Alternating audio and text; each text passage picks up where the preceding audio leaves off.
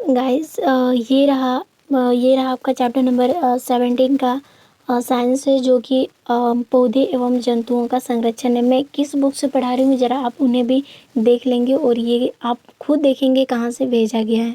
मैं आपको इसी बुक से पढ़ा रही हूँ जो जेक ने भेजा। आप खुद यहाँ पर देख लो, जो हेडिंग में लिखा हुआ है यहाँ पर, झारखंड अधिविद्य परिषद रांची द्वारा वर्ग क्लास 8 की द्वितीय मतलब कि सर्वाधिक परीक्षा 2022 के लिए स्कूली शिक्षा एवं साक्षरता विभाग झारखंड सरकार द्वारा जारी संक्षिप्त पाठ्यक्रम, ठीक है, अति लघुत्तरीय, लघुत्तरीय और दीर्घ प्रश्नोत्तर पर पूर्णतः आधारित एवं अत्यंत महत्वपूर्ण परीक्षा योगी यानी परीक्षोगी प्रश्नों का उत्तर सहित संकलन, ये जो है बर्मा टुडे है। और अगर आपको यकीन नहीं हो रहा तो ये हाइलोग्राम देख लो, यही मेन प्रूफ होता है आपका, ठीक है। कोई भी बुक्स अगर आप खरीदना चाहते हो तो ये जो बर्मा टुडे है, और यहाँ पर आपको लिखा ही भी हुआ है कि जो टर्म 2 क्लास 8 2022 को लेकर मैं इसी से मैं आपको पढ़ाऊँगी ये सारे सब्जेक्ट, ठीक है। यहाँ पर आप देख पा रहे हैं Hindi, English, mathematics, science, social science और संस्कृत, सारे सब्जेक्ट जो है मैं इसी चैनल के आधार पर आपको बताऊंगी।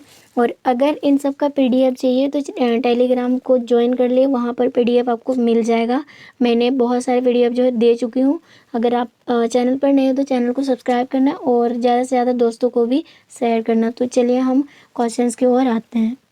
बात कर रही है चैप्टर नंबर 17 जो पौधे एवं जंतुओं का संरक्षण। मैंने साइंस का 3 चैप्टर आपको बता दिए हैं इसी बुक से, अगर आपने नहीं देखे तो उन्हें भी देख लेना। और ये आपका साइंस का आखिरी चैप्टर है जो इस बुक से मैं आपको पढ़ा रही हूँ, ठीक है। सो सबसे पहले देखो यहाँ पर अति लघु प्रश्न उत्तर में से जो सबसे शॉर्टेस्ट क्वेश्चन है, वेरी शॉर्टेस्ट क्वेश्चन, इसमें यहाँ पर बोला भारत में राष्ट्रीय उद्यान की कुल संख्या कितनी है। सो आंसर हो जाएगा 77 है भारत का राष्ट्रीय उद्यान की कुल संख्या। ये चीज़ें आपको याद रखनी है क्योंकि आपके एग्जाम में पूछा जाएगा और आपको अभी ऑब्जेक्टिव नहीं मिलने वाला, आपको खुद याद करके चलना पड़ेगा। क्वेश्चन नंबर 2 की बात करेंगे तो यहाँ पर बोला बेतला राष्ट्रीय उद्यान झारखंड राज्य के किस जिले में स्थित है। देखिए बेतला राष्ट्रीय उद्यान जो है ये झारखंड राज्य के पलामू जिला में स्थित है, ठीक है। आपको याद रखना है पलामू जिला में स्थित है। आगे यहाँ थर्ड नंबर क्वेश्चन बोला दलमा अभ्यारण्य किस जिले में स्थित है।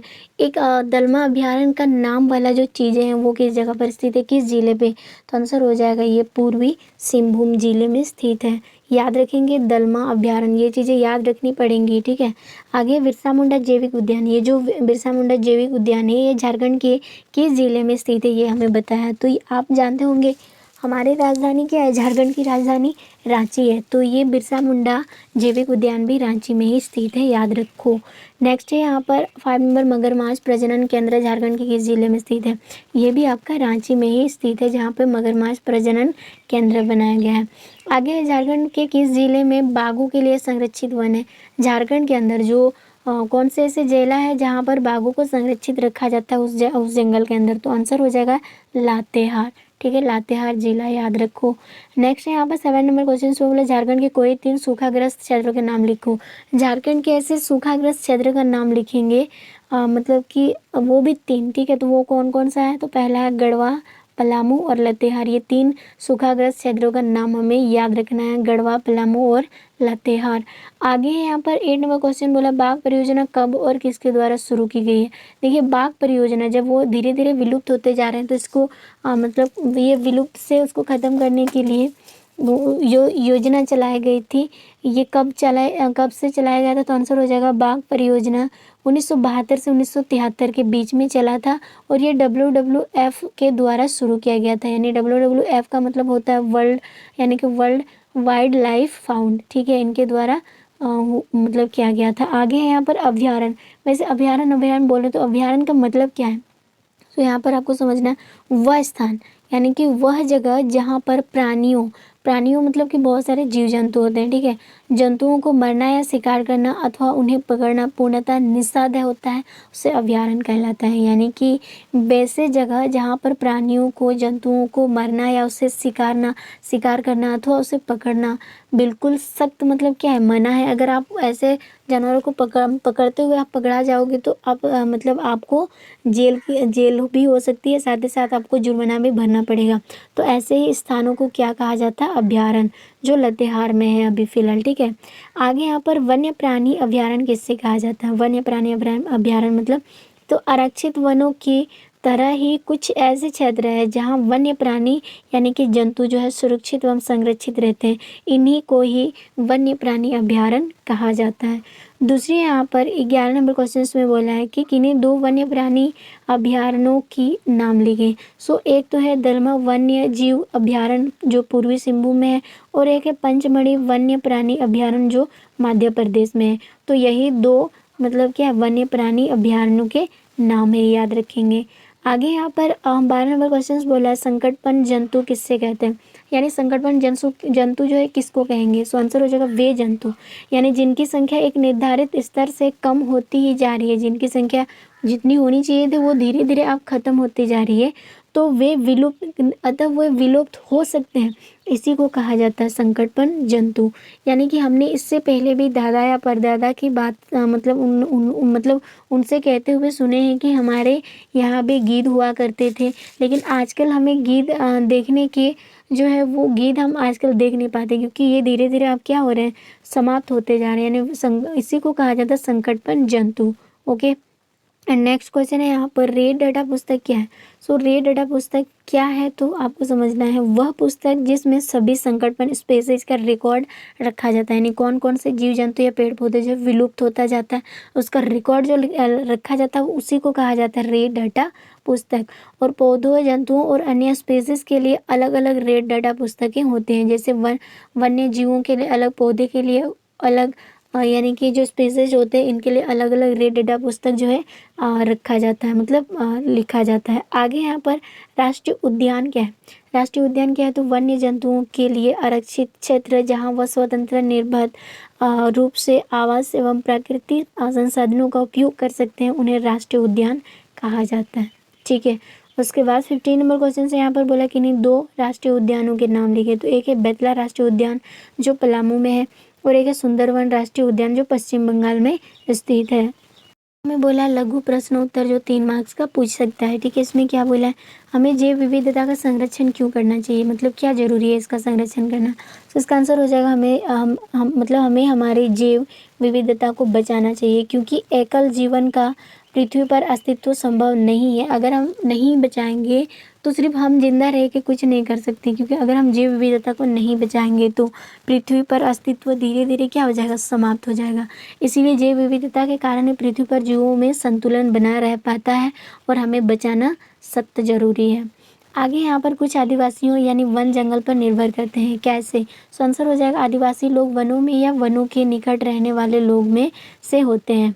ये लोग अपनी प्रत्येक आवश्यकता की पूर्ति वनों से ही प्राप्त उत्पादों से करते हैं, या इस प्रकार हम कह सकते हैं कि कुछ आदिवासियों वनों पर ही निर्भर करते हैं, यानी फल को पत्ता को तोड़कर बेचते हैं और अपना रोजी रोटी चलाते हैं। तो आगे आज संरक्षित वन भी वन्य जंतुओं के लिए पूर्ण रूप से सुरक्षित नहीं है, क्यों।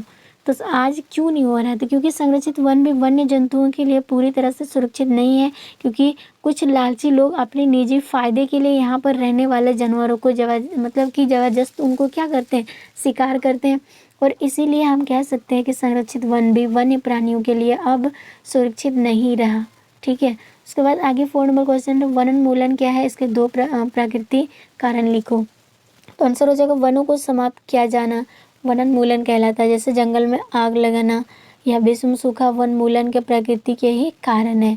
ठीक है, उसके बाद 5 नंबर क्वेश्चन से वनोन्मूलन के कोई 3 कारण लिखो। तो वनोन्मूलन के कोई 3 कारण, जैसे भवन निर्माण करते हैं तो हम जंगलों को काटते हैं, कागज उद्योग करते हैं तो भी हम पेड़ पौधों को काटते हैं, सड़क निर्माण करने के लिए तो जंगल को ही साफ कर देते हैं। तो इस तरह से क्या होता है, वनोन्मूलन हो जाता है, यानी वनोन्मूलन मतलब कि वनों की सफाई हो जाती है। उसके बाद आगे आएगा आपका दीर्घ उत्तरीय प्रश्न उत्तर जो 5 मार्क्स का पूछा जाएगा। ठीक है, वो क्वेश्चंस किस तरह से रहेगा। सो यहाँ पर देखो, हमें कागज़ की बचत क्यों करनी चाहिए, उन कार्यों की सूची बनाएं जिनके द्वारा आप कागज़ की बचत कर सकते हो।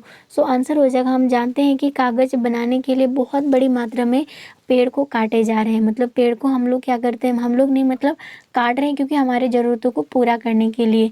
तो ऐसे में क्या होगा कि लगभग 1 टन कागज़ प्राप्त करने के लिए पूर्ण रूपेण विकसित 17 वृक्षों की मतलब कटाई की जाती है। अगर हमें 1 टन कागज़ निकालना है तो जो बहुत मोटे-मोटे पेड़-पौधे होते हैं उनमें से लगभग 17 वृक्षों को यानी पेड़ों को काट कर 1 टन कागज़ बनाया जा सकता है। ऐसे में तो बहुत सारे क्या हो सकता है, 1 टन कागज़ तो नहीं बनता है ना, उसमें वो काफ़ी टन कागज़ों को एक बार में बनाया जाता है। तो इससे वृक्षों की लगातार जो है कटाई हो रही है। इसीलिए हमें कागज़ की बचत करनी चाहिए। इसके द्वारा हम न केवल वृक्षों को बचाएँगे वरना कागज़ उत्पादन के उपयोग में आने वाले जल एवं ऊर्जा की भी बचत हो पाएगी। तो इसी के साथ-साथ कागज़ उत्पादन के उपयोग में अपने वाले यानी कि अपने वाले हानिकारक रसायनों में भी कमी आएगी। इसीलिए जहाँ तक संभव हो सके हमें कागज़ की बचत तो ज़रूर बचत करनी चाहिए। तो हम कागज़ की बचत किस तरह से कर सकते हैं? पहला है कागज़ को व्यर्थ ना करें, उनको बर्बाद ना करें। दूसरा है प्रत्येक विद्यार्थियों को दिन में कम से कम 1 पन्ने का कागज़ तो बचाना ही चाहिए। और तीसरा है पुरानी मैगज़ीन, पुराने अखबार, कॉपियाँ, किताबें आदि को व्यर्थ ना फेंक कर कबाड़ी को दे देना चाहिए ताकि फिर से मतलब कि री अ, री मतलब कि री मतलब कि पुनर्चक्रण करके उसको फिर से कागज़ बनाया जा सके। ठीक है? नेक्स्ट क्वेश्चन है जैसे यहाँ पर बोला है वनोन्मूलन से वर्षा दर किस प्रकार कम हुई है समझाइए। तो इसका आंसर हो जाएगा वनोन्मूलन से वर्षा दर में कमी आई है क्योंकि पौधों द्वारा कार्बन डाइऑक्साइड के इस्तेमाल में कमी आई है जिससे वायुमंडल में इसकी यानी कि CO2 की मात्रा में वृद्धि हो गई है। और इसका मेन रीज़न हो जाता है चूँकि अगर कार्बन डाइऑक्साइड पृथ्वी पर उत्सर्जित उसमें विकिरणों को अवशोषित कर लेती है, अतः इसकी मात्रा में वृद्धि के कारण विश्व जो है उष्ण होता है यानी कि गर्म होता है। पृथ्वी का ताप बढ़ने के कारण जल चक्र का संतुलन भी बिगड़ता है और वर्षा दर भी धीरे-धीरे कमी होती जा रही है।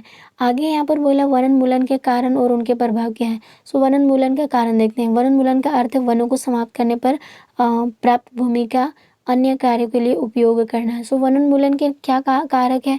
सो पहला है कृषि के लिए भूमि प्राप्त करना, घरों एवं कारखानों का निर्माण, फर्नीचर बनाने तथा लकड़ी के ईंधन के रूप में प्रयोग करना जिससे हम जंगलों को साफ करते हैं। उसके बाद वनोन्मूलन के क्या प्रभाव हो सकता है। अगर हम वनों को समाप्त करते चलेंगे तो इसका पहला इफेक्ट हो जाएगा पृथ्वी का ताप जो है वो बढ़ता ही जाएगा। दूसरा प्रदूषण के स्तर में वृद्धि हो जाएगी। तीसरा भूजल स्तर भी नीचे गिरता जाएगा। भूमि की उर्वरता शक्ति भी कमी हो जाएगी। इसके कारण बाढ़ तथा सूखे जैसे प्राकृतिक आपदाओं की संभावना बढ़ जाती है।